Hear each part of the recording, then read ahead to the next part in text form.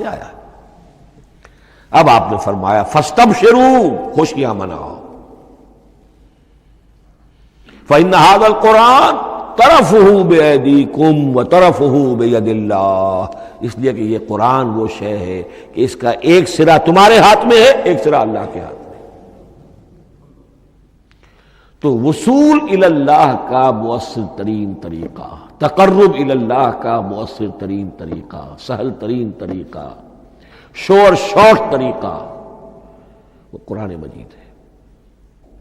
اس اعتبار سے بھی کہ ہے ہی اللہ کی صفت، یہ ہم بحث کر چکے ہیں پہلے، اللہ کا کلام ہے، کلام صفت ہوتی ہے، اور صفت لا عین ولا غیر، یہ قرآن اللہ کا غیر نہیں ہے، ہم سمجھ نہیں سکتے، لیکن یہ کہ ہر صفت جو ہے وہ تو در حقیقت نہ عین ہے نہ غیر ہے۔ دوسری طرف یہی قرآن جو ہے حبل اللہ اس معنی میں بنتا ہے کہ مسلمانوں کو باہم جوڑنے والی شے، وَاعْتَصِمُوا بِحَبْلِ اللَّهِ جَمِيعًا وَلَا تَفَرَّقُوا، حبل اللہ کو مضبوطی کے ساتھ تھام لو، سب کے سب جمع ہو کر، یہ تمہیں تفرقے سے بچانے والی شے ہے۔ اس کی وجہ کیا ہے؟ ظاہر بات ہے کہ انسان جو ہے ان کے اندر اتحاد پیدا ہوگا اتحاد فکری کے نتیجے میں، فکر ایک ہو، نظریات ایک ہوں، ویلیوز ایک ہوں، مقاصد ایک ہوں، تبھی تو انسان متحد ہوں گے۔ یہ بھیڑوں کا غلہ تو نہیں ہے کہ چرواہے کی ایک لاٹھی کافی ہے ان کو جمع رکھنے کے لیے، وہ بھیڑوں کا غلہ ہے۔ انسانوں کو جمع کرنے کے لیے کوئی ایسی شے جو تمہیں ایک فکر سے، ایک نظریے سے، ایک مقصد سے، ایک نصب العین سے متصف کر دے، وہ تمہیں جوڑ دے گی۔ اور قرآن وہ شے ہے جو ایک فکر دیتا ہے، ایک خیال دیتا ہے، ایک نظریہ دیتا ہے، ایک عقیدہ دیتا ہے، ایک مقصد دیتا ہے، ایک نصب العین دیتا ہے، اللہ کے لیے جینا، اللہ کے لیے مرنا، ان صلاتی و نسکی و محیای و مماتی للہ رب العالمین، ایک آئیڈیل دیتا ہے محمد الرسول اللہ کی شکل میں، لقد کان لکم فی رسول اللہ اسوۃ حسنہ۔ اب قرآن وہ چیز ہے کہ جو تمہیں آپس میں جوڑتی چلی جائے گی، تمہارے درمیان اتحاد پیدا ہو جائے گی۔ آخری چیز، مسلمانوں پر قرآن مجید کے حقوق کیا ہیں؟ یہ صرف اشارہ کروں گا اس لیے کہ اس پر میرا کتابچہ موجود ہے، اور اس کتابچے کو اللہ تعالیٰ نے بہت قبول عام عطا فرمایا۔ اس کا انگریزی ترجمہ کیا ایک صاحب نے، از خود کیا، خود ہی ٹائپ کیا، خود ہی چھپوایا۔ عربی ترجمہ ایک صاحب نے کیا، خود کیا۔ فارسی ترجمہ ایک صاحب نے کیا، خود کیا، بغیر کسی معاوضے کے۔ ملیشیا میں وہ چھپ چکا ہے، لاکھوں کی تعداد میں عام ہو چکا ہے۔ پھر میں نے ایک موقع پر 1970 میں رمضان مبارک کے دوران آخری عشرے میں مولانا بن نوری رحمۃ اللہ علیہ تشریف لائے ہوئے تھے مدینہ منورہ، اور میں نے بھی وہ پورا رمضان مبارک اس سال وہیں کیا تھا۔ میں نے ان کو دیا تھا کہ آپ دیکھیے اس میں کوئی غلطی ہو تو مجھے بتا دیجئے، میں اسے بڑے پیمانے پر شائع کرنا چاہتا ہوں۔ انہوں نے حالت اعتکاف میں مسجد نبوی میں پڑھا ہے، صرف ایک جگہ ایک جملے میں انہوں نے اصلاح تجویز کی، وہ میں نے کر دی۔ اس اعتبار سے اب یہ کتابچہ جو ہے مصدقہ ہے مولانا محمد یوسف بن نوری رحمۃ اللہ علیہ کا۔ اس میں اللہ تعالیٰ نے جو بات مجھ سے کہلوا دی تھی، تقریباً 30 سال پہلے کی بات ہے، ہر مسلمان پر قرآن مجید کے 5 حقوق حسب استعداد و توفیق عائد ہوتے ہیں۔ پہلے یہ کہ اس پر ایمان ہو جیسا کہ ایمان کا حق ہے، صرف زبانی ایمان نہیں، دل سے یقین کہ یہ اللہ کا کلام ہے۔ اور اس کا نتیجہ کیا ہوگا؟ پھر عظمت اس کی پیدا ہوگی، ایمان و تعظیم، یہ پہلا حق ہے۔ تلاوت و ترتیل، اس کو پڑھے جیسے کہ پڑھنے کا حق ہے، پھر سمجھے جیسے کہ سمجھنے کا حق ہے، تذکر و تدبر، پھر عمل کرے، انفرادی طور پر بھی اجتماعی طور پر بھی۔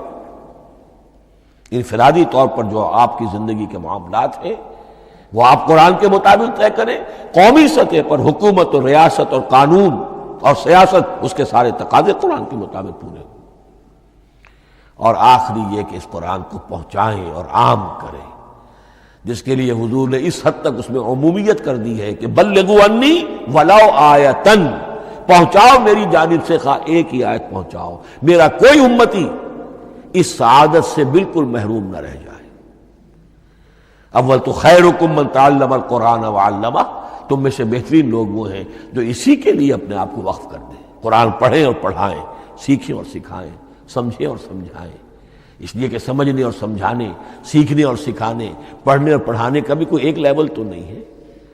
ایک عام لوگوں کی سطح ہے، ایک ان سے اوپر کی سطح ہے، ایک انٹلیکچوئلز کی سطح ہے، ایک جینیس لوگوں کی سطح ہے۔ ان تمام سطحوں پر قرآن کو سمجھانے کے لیے، پہنچانے کے لیے خود بھی تو اوپر اٹھنا پڑے گا، خود اسے سیکھنا پڑے گا، خود اس کی گہرائی میں غوطہ زنی کرنی پڑے گی، اور یہ ایک لائف لانگ پروسیس ہے۔ یہ کوئی پارٹ ٹائم جاب نہیں ہے، یہ کوئی صرف پیس ٹائم نہیں ہے، یہ کوئی ہابی نہیں ہے۔ ہمہ وقت ہمہ تن خیرکم من تعلم القرآن وعلمہ۔ اب آخری بات بتا رہا ہوں، اور وہ یہ ہے کہ قرآن مجید وحی باللفظ ہے، صرف وحی بالمعنی نہیں ہے۔ یہ بحث اصل میں کیونکہ ہمارے پڑھے لکھے طبقے میں کچھ زیادہ ہو جاتی ہے، خاص طور پر جو مشنری اسکولوں وغیرہ میں پڑھے ہوں اور عیسائیت اور اس کے عقائد اور اس کے فلسفے کی کوئی تھوڑی بہت ان کو کوئی چھوت لگ گئی ہو۔ عیسائیوں کے ہاں یہ عقیدہ ہے، اجماعی عقیدہ ہے کہ وحی بالمعنی ہوتی ہے، یعنی وحی کا ایک مفہوم ہے جو نبی پر اتار دیا جاتا ہے، پھر نبی اپنے الفاظ میں اسے ادا کرتا ہے۔ لفظ اللہ کے نہیں ہوتے، لفظ نبی کے ہوتے ہیں، مفہوم اللہ کا ہوتا ہے۔ ان کے لیے مجبوری یہ ہو چکی ہے جس کی وجہ سے انہیں یہ عقیدہ اپنانا پڑا کہ کوئی ایک انجیل ہے ہی نہیں۔ 104 انجیلوں میں سے وہ انہوں نے 4 سلیکٹ کی تھی کینونیکل گاسپلز، باقی جو ہیں وہ اب وہ ان کو مستند نہیں مانتے، اپوکریفل کہتے ہیں۔ اور میں نے ایک مرتبہ ایک پادری صاحب سے، مسٹر وائٹ ہوتے تھے منٹگمری میں نے ان سے پوچھا which one of them is Bible؟ یہ متی اور یہ لوک اور مارکس اور جان، ان میں سے کون سی بائبل کون سی ہے؟ تو اس نے جواب دیا none of them is Bible. Bible is in them. ان میں سے کوئی ایک بھی مشخص طور پر، معین طور پر بائبل نہیں ہے، بائبل ان میں ہے بحیثیت مجموعی۔ لہذا ان کے لیے یہ عقیدہ جو ہے وہ لازم سا ہو گیا۔ ہمارے ہاں بھی بعض فلاسفہ نے اس قسم کی باتیں کی ہے کہ جن سے یہ دھوکہ لگتا ہے، لیکن میں خاص طور پہ چونکہ علامہ اقبال کا تذکرہ میں نے آج کیا ہے، اسی حوالے سے میں ان کا ایک واقعہ بیان کرنا چاہتا ہوں۔ ایف سی کالج لاہور کے پرنسپل تھے ڈاکٹر یوئنگ۔ ایک دعوت تھی، اس میں علامہ بھی تھے، وہ بھی تھے۔ تو ڈاکٹر یوئنگ نے کہا، وہ بڑا فلسفی تھا، کہ ڈاکٹر اقبال ہم نے سنا ہے کہ آپ بھی وحی باللفظ کے قائل ہیں، آپ جیسا پڑھا لکھا شخص، عالم، دانا۔ علامہ اقبال نے فرمایا جی ہاں، اور مجھے تو اس کا ذاتی تجربہ ہے۔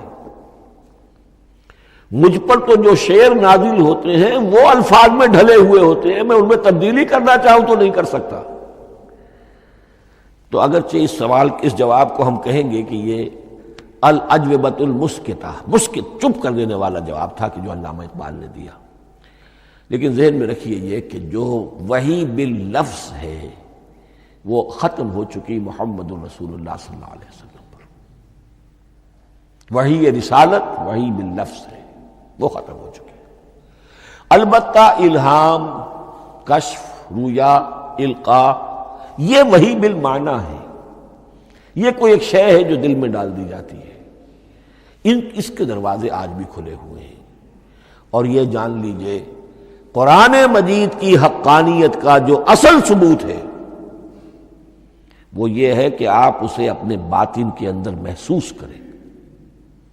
یہ جو باطنی تجربہ علامہ اقبال نے کہا ہے کہ انسان اپنے باطن میں محسوس کرے کہ ہاں یہ بات ہے، ٹھیک ہے۔ اس کے لیے کہ علامہ ابن قیم رحمۃ اللہ علیہ کا قول ایسا ہے، بڑا پیارا قول ہے، قرآن کے کچھ پڑھنے والے ایسے ہیں جب قرآن کو پڑھتے ہیں تو یوں محسوس کرتے ہیں کہ ہم مصحف سے نہیں پڑھ رہے، لوح قلب سے پڑھ رہے ہیں، ہمارے دل پر لکھا ہوا قرآن موجود ہے۔ یعنی ہماری فطرت، ہمارے اندر کی کوئی حقیقت ہے جو سرٹیفائی کر رہی ہے، توثیق کر رہی ہے، اٹیسٹ کر رہی ہے کہ ہاں یہ ٹھیک ہے۔ اور اس کی وجہ کیا ہے؟ ہماری روح اور اس قرآن کا منبع وہ ایک ہی ہے، وہ ذات باری تعالی ہے، یہ کلام اللہ ہے، اور ہماری روح امر اللہ۔ یسألونک عن الروح قل الروح من امر ربی وما اوتیتم من العلم الا قلیلا۔ بس میں اسی پر اکتفا کر رہا ہوں۔ اب گمان غالب یہی ہے کہ کل تو تراویح ہوگی انشاءاللہ، اس لیے کہ سنا یہ ہے کہ آج بھی روزہ تھا سعودی عرب میں، تو اب اس سے زیادہ تو تاخیر اب ممکن نہیں ہے، تو کل انشاءاللہ تعالی دورہ ترجمہ قرآن شروع ہو جائے گا۔ بارک اللہ لی ولکم فی القرآن العظیم ونفعنی وإیاکم بالآیات والذکر الحکیم۔